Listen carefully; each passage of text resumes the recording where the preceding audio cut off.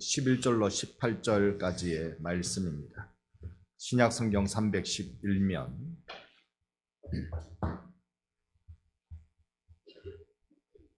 에베소서 2장 11절로 18절까지의 말씀을 한 절씩 교독하겠습니다. 그러므로 생각하라. 너희는 그때의 육체로는 이방인이요 손으로 육체에 행한 할례를 받은 무리라 칭하는 자들로부터 할례를 받지 않은 무리라 칭함을 받은 자들이라.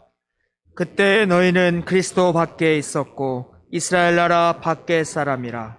약속의 언약들에 대하여는 외인이요 세상에서 소망이 없고 하나님도 없는 자이더니 이제는 전에 멀리 있던 너희가 그리스도 예수 안에서 그리스도의 피로 가까워졌느니라.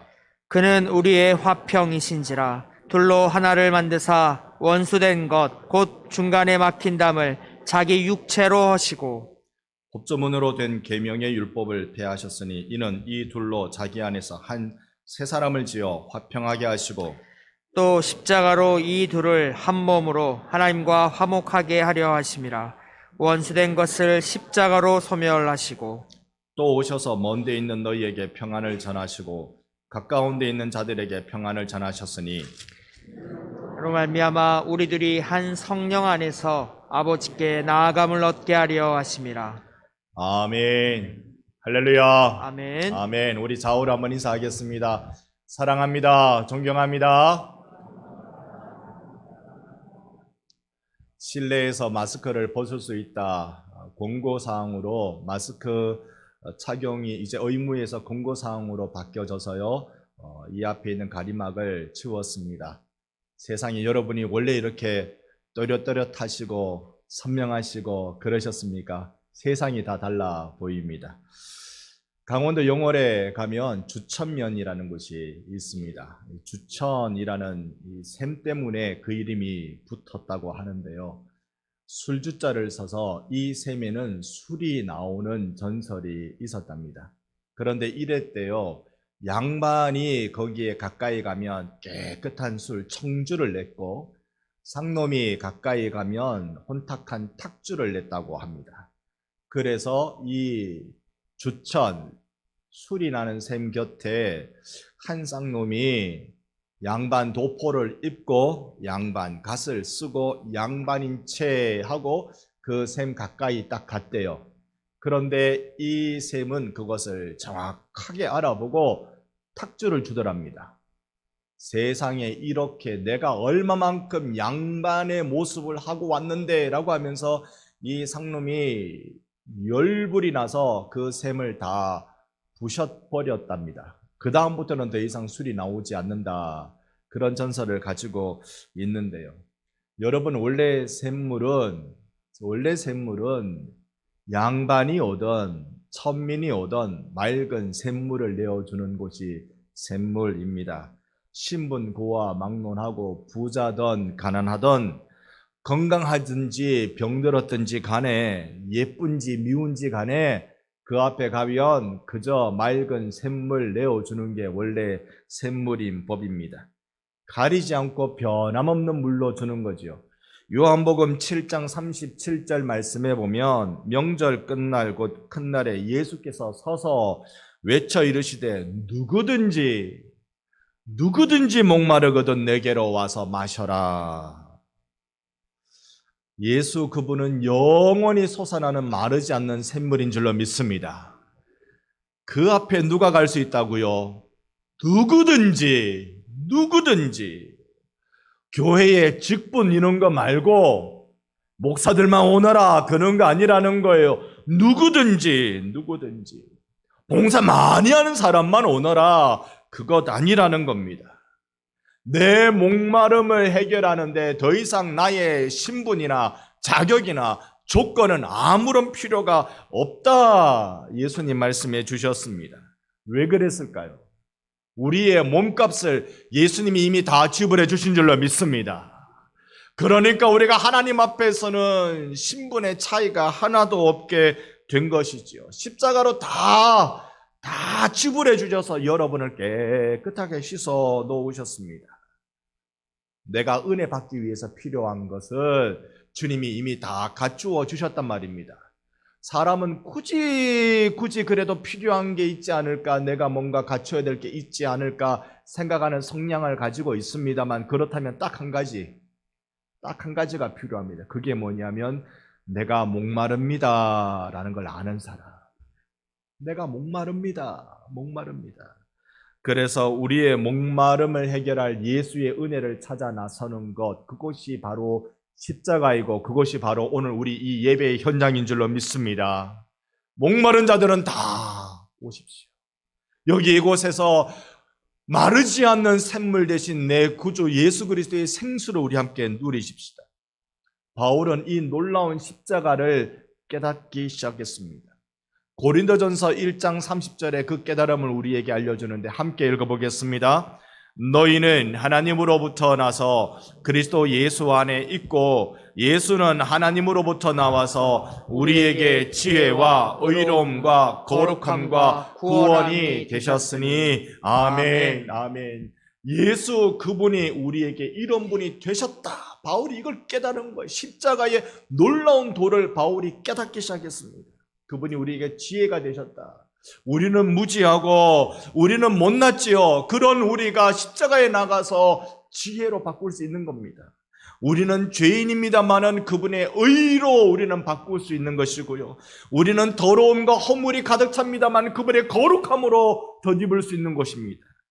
나는 어둠의 그림자, 그 어두움이 드러내는 그 현장 속에 살아가는 자였지만 바로 빛을 받을 수 있는 것, 구원함을 받을 수 있는 것, 바로 그분이 만들어 놓으신 십자가 때문에 거기에 있습니다.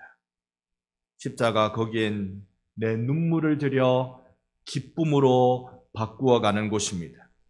루터는 이것을 거룩한 교환의 장소라고 말한 바 있습니다. 십자가는 거기엔 예수의 피와 눈물이 담겨 있는 곳입니다. 그러니 여기에 나오는 자들마다 새 생명을 주시는 것입니다. 마음이 상한 자 오면 치료받는 곳인 줄 믿습니다. 갇힌 자가 오면 자유를 받는 것입니다. 탄식이 있는 자는 기쁨으로 바꾸어 갈 것이고 슬픔이 있는 자는 찬송을 부르게 될 것입니다. 근심하는 자 하나님의 의를 덧입을 곳이 바로 여기입니다. 세상의 가장 아름다운 교환의 장소가 바로 이곳 십자가입니다. 십자가, 세상에서 가장 거룩한 이유가 여기에 있는 것입니다. 이 십자가로 하나님이 우리를 오늘 초대하고 계십니다. 내 허물과 더러움, 그 연약함과 죄됨을 가지고 나오라고 초대받는 것이 십자가입니다. 그 십자가의 은혜를 누리는 여러분 되시기를 축복합니다. 아멘. 이 시간 내주 하나님을 만나는 시간 되기를, 나를 다 받아주시고 모든 것을 변화시켜 주시는 거룩한 교환의 장소가 바로 이 현장이 되기를 내 구주 예수님의 이름으로 축원합니다. 아멘. 오늘 우리의 본문 에베소서 2장 11절로 13절을 다시 한번 교독하고자 합니다. 그러므로 생각하라. 너희는 그때 육체로는 이방인이요 손으로는 육체에 행한 할례를 받은 무리라 칭하는 자들로부터 할례를 받지 않는 무리라 칭함을 받은 자들이라. 그때 너희는 그리스도 밖에 있었고 이스라엘 나라 밖의 사람이라. 약속의 언약들에 대하여는 외인이요 세상에 소망이 없고 하나님도 없는 자이더니. 함께 봅니다. 이제는 전에 멀리 있던 너희가 그리스도 예수 안에서 그리스도의 피로 가까워졌느니라. 아멘. 이전에는 이방인이다, 할례를 받지 못한 사람들이다, 유대인 표현으로 하면 개 같은 사람들이다, 그게 우리였단 말이에요. 그게 유대인 관점에서 보면 이방인인 우리의 모습, 처량한 모습이었단 말입니다. 그런데 이상하게도 예수의 십자가 그 안에서 그리스도의 피로 가까워지기 시작하는 것, 그리스도 밖에, 그리스도로부터 외인 취급받았던 우리들, 세상에서 소망이 없고 하나님도 없던 자였던 우리들인데 예수 안에서 예수의 피로 가까워져서 거룩한 교환으로 변화되어서 역전이 일어나는데요, 세상에 소망이 있고 하나님도 있는 자로 우리가 바뀌어진 것입니다. 이 십자가의 감동을 바울이 전하고 싶었습니다. 십자가만이 우리의 유일한 소망인 줄로 믿습니다. 아멘.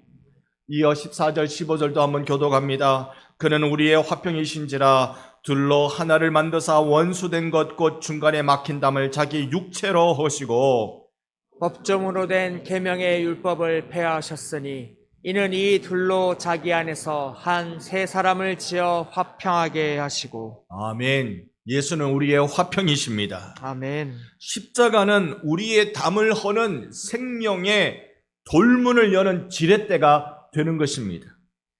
이 십자가가 중간에 막힌 담을 헙니다. 엽니다. 다른 나라도 그렇겠지만 우리나라도 이 이념으로 진영이 참 많이 갈려집니다. 진보와 보수, 보수와 진보라는 이념으로 국민의 반반을 가를 수 있을 정도입니다. 나라의 반은 진보적 생각을 가지고 있고 나라의 반은 보수적 생각을 가지고 있는 사람들로 구성되어져 있습니다. 그래서 교회에서는 정치 얘기 잘 안 합니다.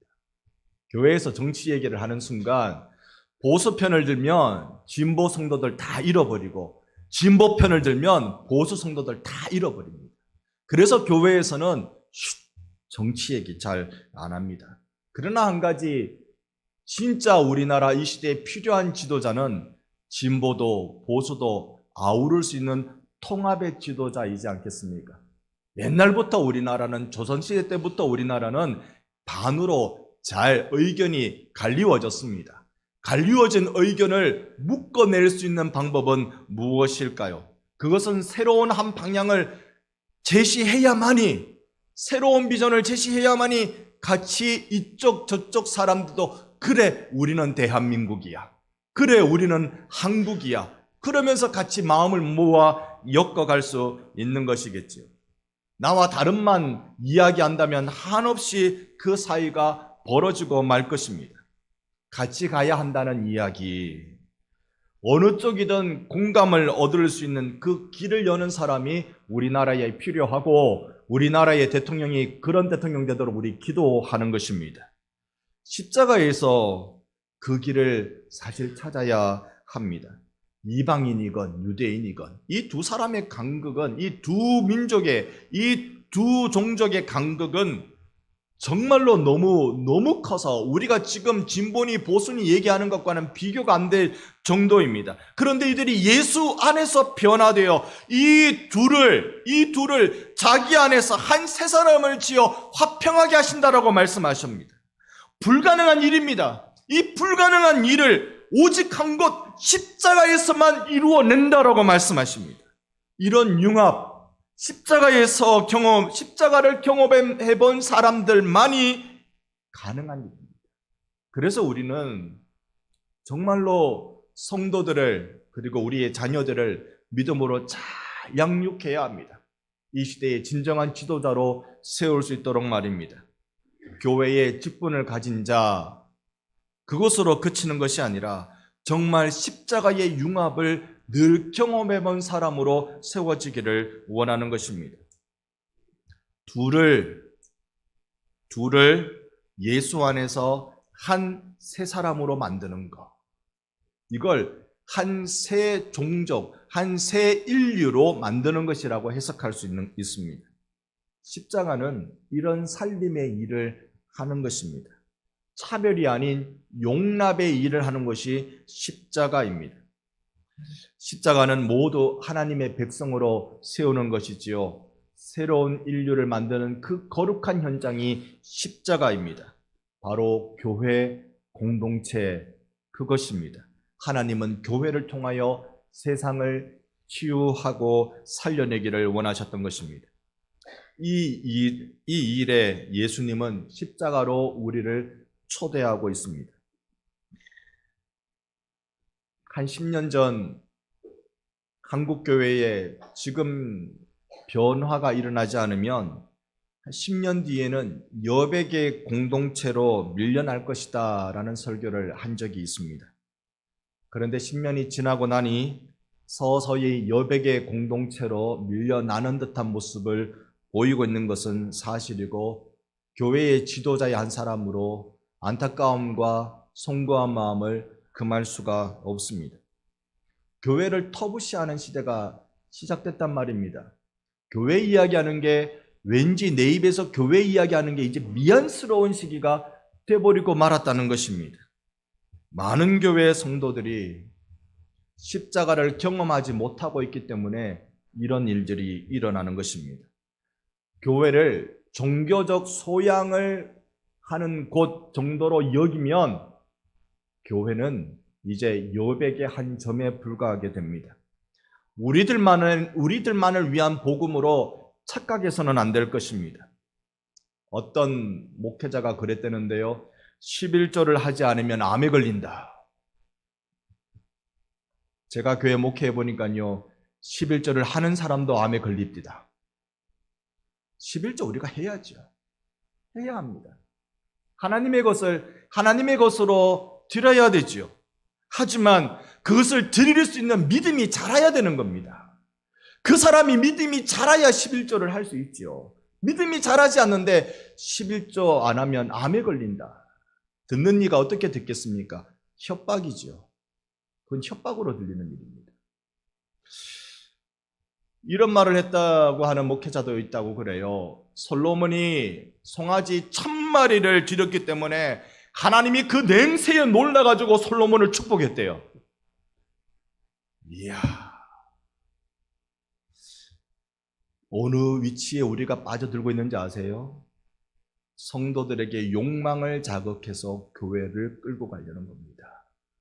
우리의 마음속에 욕망을 자극해서 교회가 세워져 가려는 것입니다. 교회는 십자가를 통해서 세상을 보는 곳입니다. 십자가를 통해서 보지 않으면 하나님은 그 자리에서 역사하시지 않으시는 거죠. 원래 세상을 향한 구조선이 교회입니다. 그래서 지난주에 말씀드렸습니다만 전도해야 됩니다. 전도의 대상자가 내 가슴에 새겨져 있어야 합니다. 품고 정말 기도하고 울어보기도 하면서 그 한 영혼을 위하여서 집중적으로 섬겨 나가봐야 합니다. 그게 내 가족이든 친척이든 동네 사람이든 누구이든지 간에 말입니다. 교회에 특별한 전도 행사가 없어도 내 마음에 전도 대상자 붙들고 울고 불고 하는 일, 열심히 전도하는 일 있어야 하는 것입니다. 영원히 주께로 나오도록 힘쓰는 여러분 되시기를 축원합니다. 아멘. 교회가 세상을 향해 나가야 할 텐데 어떻게 나가야 할까? 지난주 주제는 전도라는 주제였습니다. 전도와 선교. 오늘은 나눔과 섬김이라는 주제로 여러분께 말씀을 나누고 있는데요. 작년과 올해 우리나라 의미 깊은 한 해들을 보내고 있습니다. 어떤 의미인고 하니요. 작년에는 독립유공자로 외국인 중에 최초로 호주 사람을 독립유공자로 인정한 해였습니다. 2021년이 한국, 호주, 한호 수교 60주년이 되는 날이었거든요. 해였습니다. 그리고는 이 한국의 보훈처에서 살펴보면서 우리나라에 공로가 있는 호주인들을 살펴보니까 3명을 찾았습니다. 그 3명의 사진이 이렇습니다. 여러분 보시기에 왼쪽부터 일신여학교, 부산의 3.1운동이 시작한 곳이 일신여학교, 그 학사에서부터 시작됐는데요. 일신여학교의 설립자인 맨지스 선교사, 가운데가 일신여학교의 교장이었던 데이비스 선교사입니다. 특히 가운데 있는 데이비스 선교사는 우리가 알고 있는 호주 선교사로 우리나라에 들어왔다가 부산까지 와서 오자마자 순직한 헨리 데이비스 선교사를 여러분 들어보셨을 겁니다. 그 선교사의 누나예요. 그 선교사의 누나가 한국의 일신여학교 교장의 일을 맡았습니다. 그리고 세 번째가 바로 데이지 호킹이라는 일신여학교의 교사의 직을 가졌던 이 세 분의 여성 선교사들을 통하여서 부산의 3.1운동이 1919년 그 3.1운동이 일신학교의 여자 학생들을 중심으로 일어나는 혁혁한 공을, 그 지대한 영향을 끼친 3명이 되었던 것입니다. 그 중에 여러분 첫 왼쪽에 나타나는 이 멘지스 선교사는요, 멘지스 선교사의 조카가 호주의 총리가 된 적이 있었습니다. 그때 우리나라에 6.25 전쟁이 터졌어요. 유엔군 참전을 결정한 호주의 총리가 바로 이 멘지스 선교사의 조카 멘지스 총리였습니다. 그런 놀라운 일들, 인연들이 함께 있었지요. 지금으로부터 100여 년 전의 일이었습니다만 지금에 와서라도 이들의 공을 인정하고 독립유공자로 치하하고 또 고마워하는 것은 매우 좋은 또 감사한 일이라고 생각합니다. 올해는 또 어떤 해일까요? 2023년, 뭔가 또 100주년이 되는 해일 것 같지요? 1923년에는 무슨 일이 일어났을까요? 그것은 바로 우리나라 최초로 형평운동이 진주에서 일어난 해입니다. 1923년. 오는 4월에 진주에서 큰 행사를, 형평운동 행사를 준비한다는 소식도 들었습니다. 이것은 백정해방운동입니다. 인간은 모두 평등한 관계에 있다. 이것을 강조하는 운동이었는데 사실 이 형평운동은 크게 두 사건을 통하여서 자극되어서 일어난 운동으로 평가됩니다. 첫 번째 운동이 뭐냐면 동학운동이에요. 동학운동 우리가 한 번씩 들어봤을 법합니다. 그들이 주로 내세웠던 주장이 인내천, 사람이 곧 하늘이다. 모든 사람이 다 평등하다. 동학운동은 실패한 운동이었습니다. 그러나 이 동학운동을 통하여 우리나라의 갑오경장이 선포되고 신분 철폐 운동이 그때 이제 나라가 공인하는 일이 되었습니다. 갑오경장 때 그때서야 과부가 재혼할 수 있도록 우리나라 법이 그때 고쳐졌어요. 그러나 이 갑오경장은 사실 선언에 그치는 정도의 큰 의미가 없었습니다. 제대로 실천되지 않았던 겁니다. 당시에 백정들이 갑오경장 그 신분 철폐 소식을 듣고 자식을 학교에 보내려고 보냈더니 학교에서 오지마. 쌍놈은 학교 못 와. 어디 백정놈의 자식이 어디 학교에 온다고 못 오게 했습니다. 동학운동에 사실 백정들은 큰 자극을 받았던 게 사실입니다. 두 번째 계기가 된 것이 바로 기독교, 서학이라고 불려지는 기독교의 역할이었습니다. 1892년에 박성춘이라는 백정이 서울에 있었습니다. 그런데 이 병명을 제가 잘 모르겠는데요. 발진티푸스라는, 장티푸스는 들어봤는데 발진티푸스라는 병에 걸렸습니다. 고열이 나고 땀을 흘려도 잘 낫지 않고 그랬습니다. 그런데 그 아들이 박봉줄이라는 그의 아들이 곤단골, 지금의 승동교회입니다. 곤단골 교회가 운영하는 학당에 다니고 있었습니다. 아들이 그 곤단골 교회 목사님, 무어 목사님께 찾아가서 목사님, 우리 아빠가요, 지금 다 죽어가요. 우리 아빠 좀 살려주세요. 이 무어 목사님이 알고 있는 이 의료 선교사를 데리고 갑니다. 그 의료 선교사가 바로 에비슨이라는 선교사인데요. 데리고 갔더니 발진티푸스다. 그래서 약을 지어주고 나았어요. 이 박승춘이 몸이 다 낫고 난 뒤에 들어보니 세상에 에비슨 선교사가 와서 자기를 낫게 했다. 그가 누구냐면 고종의 어이였습니다.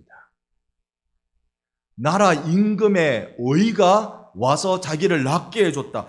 깜짝 놀라게 됐던 거예요. 무어 목사도 에비슨 선교사도 하나님 앞에서 사람들은 다 똑같다, 다 평등하다 이야기한 거예요. 그래서 이 백정인 박승춘이 이 예수를 믿고 곤단골 교회에 나가기 시작했습니다. 근데 이게 문제가 생기죠. 신분이 백정이에요.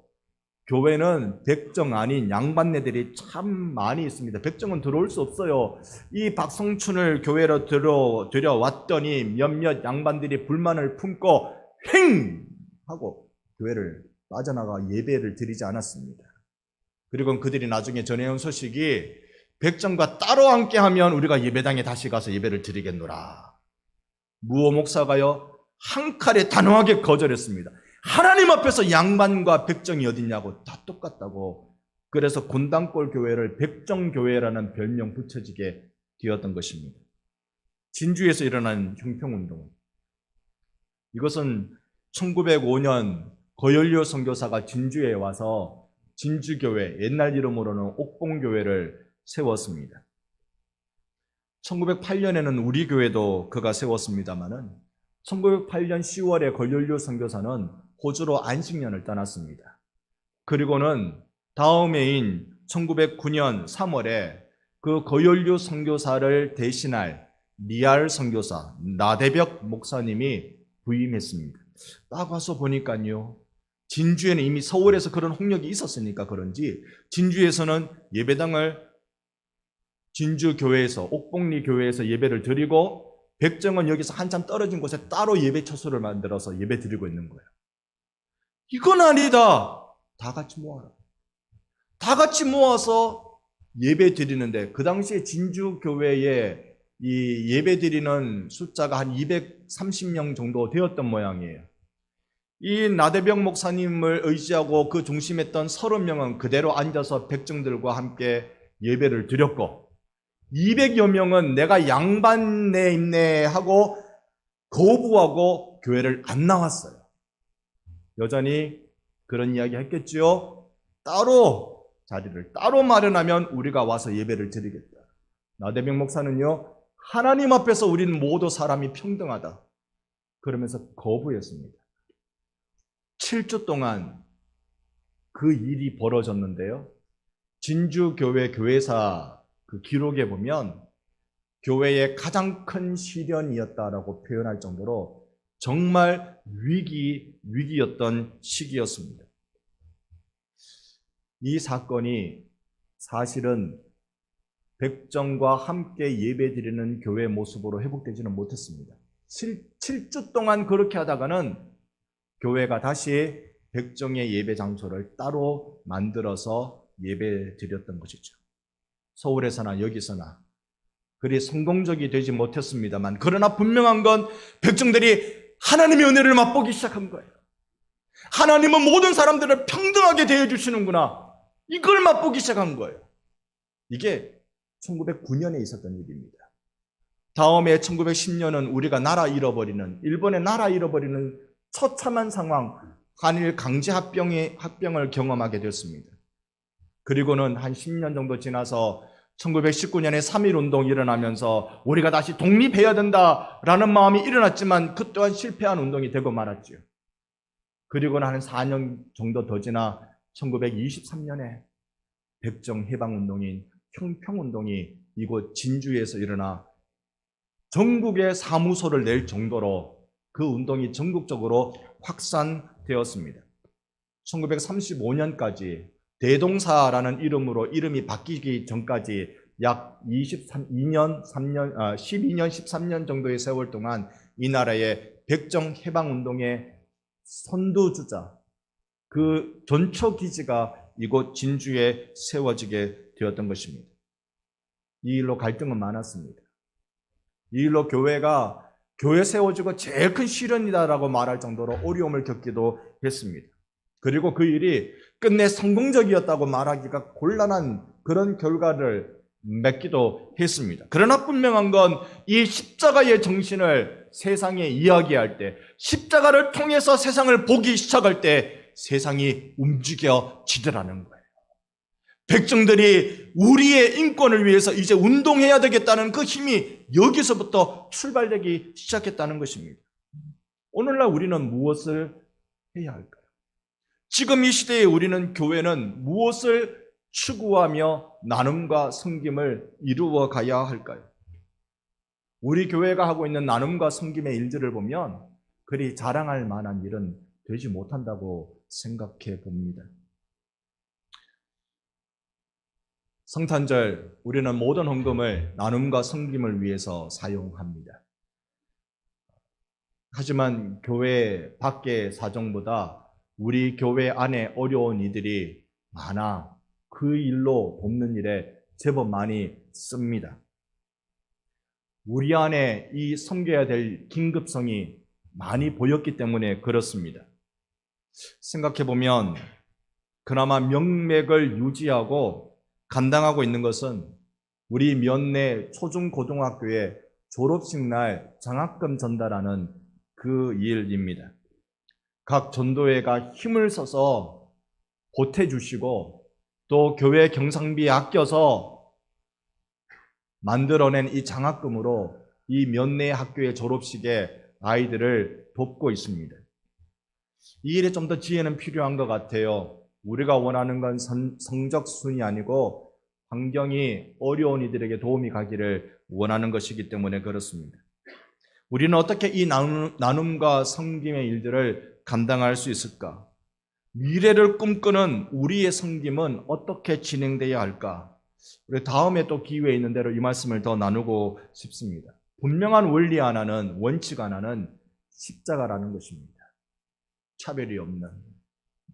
청주, 탁주 차별하다가 그렇게 주천면에 샘이 사라져버리는 그런 거 말고 정말 맑은 샘으로 누구든지 해결하게 해주는 그 교회의 모습을 우리는 어떻게 만들어 갈까?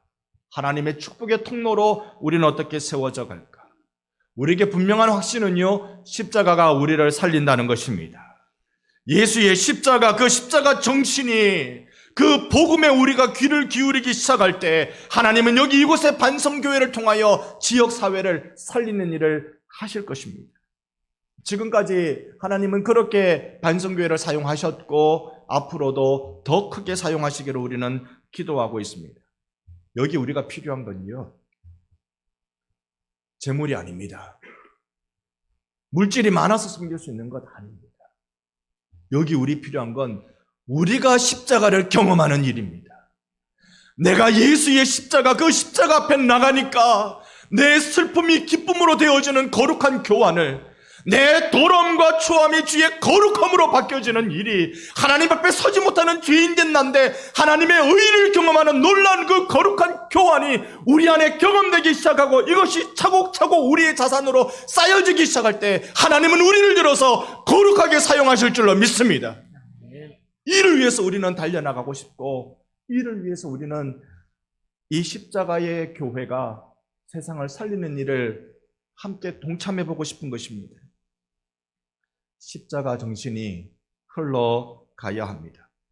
전도와 더불어 나눔과 섬김이라는 것도 십자가 정신으로 세상 가운데 흘러보내는 것이지요. 만남을 소중하게 여깁시다. 박성춘이 아들 봉주리를 곤단골 교회에 학당에 보내지 않았다면 서울에서 이런 큰 백정해방운동의 자극이 어떻게 일어났겠습니까? 작은 만남을 귀하게 여깁시다. 그리고 어떻게 하면 내가 섬길 수 있는지, 어떻게 하면 예수 십자가 정신을 흘려보낼 수 있는지 우리 순간순간 긴장하며 세상을 바라봅시다. 여러분과 제가 오직 이 십자가의 정신으로 나 자신이 주 안에서 회복되고 너를 회복시키는 놀라운 쓰임받는 거룩한 주님의 백성으로 새롭게 일어나시기를 십자가에 달리신 예수 그리스도의 이름으로 축원합니다.